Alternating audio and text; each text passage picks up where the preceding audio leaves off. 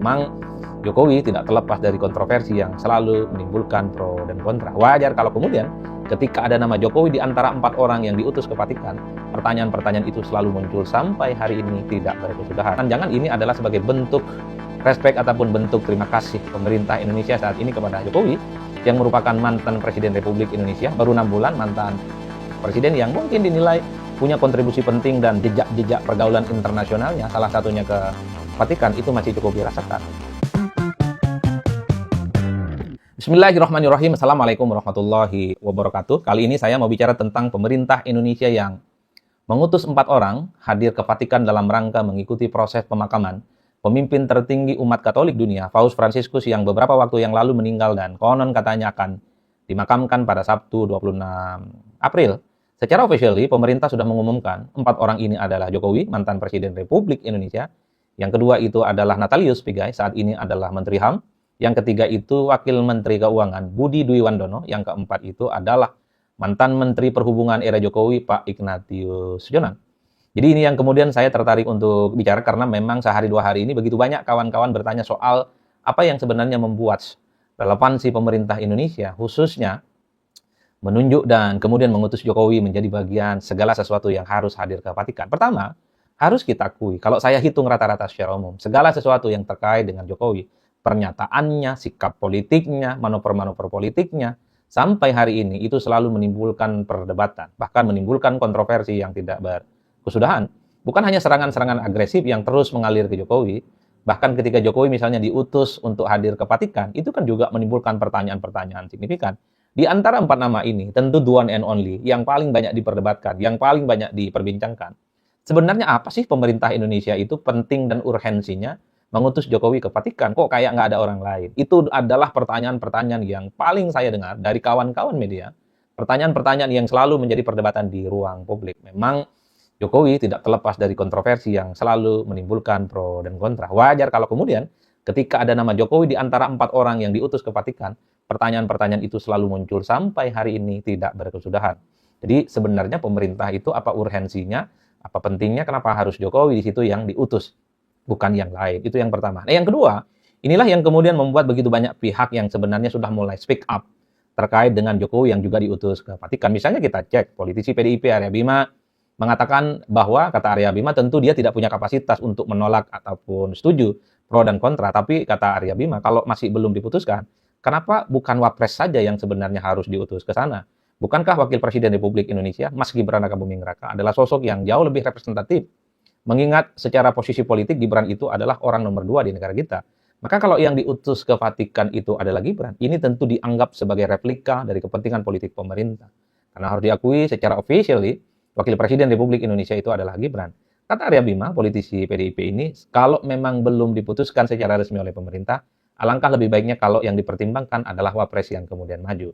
Ataupun disorongkan untuk hadir ke Vatikan. Tapi kata Arya Bima, kalau memang sudah menjadi keputusan, ya tentu siapapun tidak bisa menolak itu. Karena pastinya pemerintah sudah punya argumen rasional, sehingga nama Jokowi yang juga harus disertakan hadir ke Vatikan. Kemudian misalnya pernyataan dari Kiai Ma'ruf Amin. Kata Kiai Ma'ruf Amin, tentu bagus malah. Kalau ada mantan Presiden Republik Indonesia seperti Jokowi, diutus oleh pemerintah atas nama negara untuk hadir dalam proses pemakaman Paus Fransiskus di Vatikan. Ada simbiosis mutualisme, pemerintah sangat menghargai pemimpin terdahulu, dan Pak Jokowi juga ketika diminta itu juga bersedia hadir. Kata Kiai Ma'ruf Amin, ini adalah sesuatu yang positif dan bentuk kepercayaan dari kekuasaan dan pemerintah kepada presiden-presiden terdahulu, tentunya sebagai bagian untuk berkontribusi bagaimana membangun kohesivitas dan hubungan internasional. Kiai Ma'ruf Amin tentu memberikan respon yang cukup positif, karena bagi Kiai Ma'ruf Amin adalah hak prerogatif pemerintah ketika mengutus dan menunjuk seseorang untuk hadir dalam acara apapun di dunia internasional.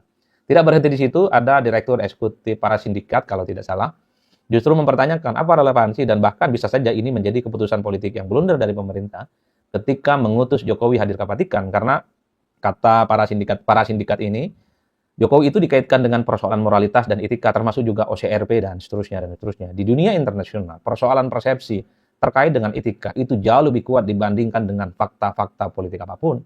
Jadi wajar kalau kemudian Direktur Eksekutif para sindikat ini mengatakan ini bisa menjadi sebagai sebuah keputusan politik yang blunder jika kemudian Jokowi yang harus diutus menjadi bagian salah satu yang harus hadir ke Vatikan. Wow, Ini adalah perdebatan-perdebatan yang menurut saya cukup luar biasa. Ya tentu ada pro dan kontra, ada yang mendukung, ada yang menolak dan mempertanyakan. Karena bagi saya memang kalau kita hitung satu persatu, argumen-argumen soal kenapa Jokowi yang harus diutus ke Vatikan per hari ini, itu sebenarnya belum terkonfirmasi dibandingkan dengan 3 nama yang lain. Nah inilah yang ketiga. Kalau kita bandingkan dengan 3 nama yang lain, argumen soal Jokowi turut serta ke Vatikan, saya kira per hari ini memang belum terkonfirmasi. Misalnya kalau kita menghitung satu persatu. Kenapa misalnya yang diutus itu Natalius Pigai? Ya tentu Pigai itu adalah menterinya Prabowo Subianto. Kenapa yang diutus itu misalnya adalah Budi Duendono? Karena Budi Duendono itu adalah wakil menteri Prabowo. Nah yang ketiga adalah Ignatius Jonan. Ya, Ignatius ini bukan pejabat publik, bukan menteri dan wakil menteri. Tapi kalau kita cek satu persatu, ternyata Ignatius Jonan ini sangat relevan ikut itu karena satu. Ignatius Jonan itu adalah orang yang kemudian menjadi ketua pelaksana ketika Paus Fransiskus beberapa waktu yang lalu berkunjung ke Indonesia. Jonan inilah yang kemudian dipercaya oleh pemerintah sebagai ketua pelaksana bagaimana proses penyambutan dan kunjungan-kunjungan Paus Fransiskus dengan sejumlah petinggi dan elit-elit kunci di negara kita. Itulah yang kemudian membuat publik mengkonfirmasi ketika ada Jonan di situ ikut serta ke Vatikan, oh ini rasional. Ada pertalian korespondensi yang tidak bisa dihilangkan karena Jonan adalah sosok yang dinilai punya kontribusi terkait dengan penyambutan Paus Fransiskus waktu datang ke Indonesia. Tibalah kemudian pertanyaan dengan Pak Jokowi. Apa sebenarnya argumen yang kemudian membuat Jokowi itu turut serta harus diutus ke Vatikan? Saya pun sebenarnya tidak punya jawaban. Bisa saja jawaban apapun itu bisa dimunculkan oleh publik. Saya sehari 2 hari ini merenung kira-kira apa argumentasinya. Tibalah saatnya saya itu ditanya oleh kawan-kawan media. Pertanyaannya itu terkait dengan apakah dengan diutusnya Jokowi ke Vatikan sebagai upaya untuk mengakhiri polemik terkait dengan matahari kembar, Pak Adi. Nah, kira-kira begitu pertanyaannya. Inilah kemudian yang kemudian membuat saya pada akhirnya punya satu kesimpulan sementara. Jangan-jangan ketika Jokowi juga diutus ke Vatikan, argumennya adalah sebenarnya satu. Sebagai upaya untuk mengamputasi supaya tak ada lagi perdebatan yang terkait dengan matahari kembar. Tentu chemistry antara Prabowo Subianto dengan Jokowi itu tidak bisa dibantah. Sehebat apapun isu yang berkembang belakangan ini, ada matahari kembar, satu persatu menteri dan wakil menteri datang ke Solo, itu nyatanya tidak mempengaruhi apapun terkait dengan hubungan politik Prabowo Subianto dan Pak Jokowi. Tentu yang paling signifikan adalah bahwa ketika Jokowi juga diutus oleh pemerintah hadir ke Vatikan, ini kan mengkonfirmasi sebenarnya persahabatan politik antara Prabowo dengan Jokowi itu jauh melampaui di atas apapun dibandingkan dengan isu-isu spekulan yang terkait dengan matahari kembar, loyalitas ganda, dan seterusnya. Itu adalah argumen saya, karena saya ditanyakan terkait dengan politik. Tapi kalau mau ditambahkan, jangan-jangan ini adalah sebagai bentuk respek ataupun bentuk terima kasih pemerintah Indonesia saat ini kepada Jokowi, yang merupakan mantan Presiden Republik Indonesia, baru 6 bulan mantan Presiden yang mungkin dinilai punya kontribusi penting dan jejak-jejak pergaulan internasionalnya, salah satunya ke Vatikan, itu masih cukup dirasakan. Paling mungkin 2 hal argumen inilah yang saya kira saya coba untuk sodorkan. Bagaimana EDN Jokowi juga menjadi bagian dari 4 orang yang diutus ke Vatikan untuk turut serta dalam proses pemakaman pemimpin tertinggi umat Katolik dunia, Paus Fransiskus, yang akan dilaksanakan pada 26 April nanti. Itulah yang saya kira menjadi perlu untuk saya sampaikan.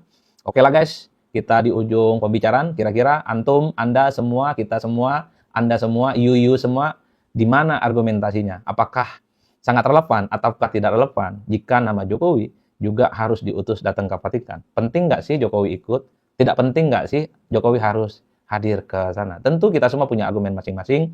Tentu kawan-kawan semua itu punya keyakinan masing-masing dan rasionalitas yang bisa disampaikan. Tapi secara overall bagi saya, apapun yang terjadi, tafsir-tafsir politik yang hadir dalam keseharian kita, itu adalah satu keniscayaan karena memang politik kita itu selalu bergerak dinamis dan setiap orang punya preferensi dan keyakinan untuk menafsirkan apa peristiwa politik yang sedang terjadi di Indonesia.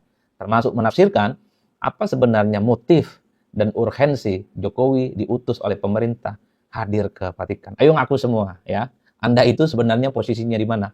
Mendukung Jokowi ke Vatikan, menolak Jokowi ke Vatikan, atau misalnya bersikap abu-abu, tidak mendukung ataupun tidak menolak, dan lebih menganggap ini hanya sebatas ya semacam dialektika ataupun fenomena politik biasa yang tidak perlu dibesar-besarkan.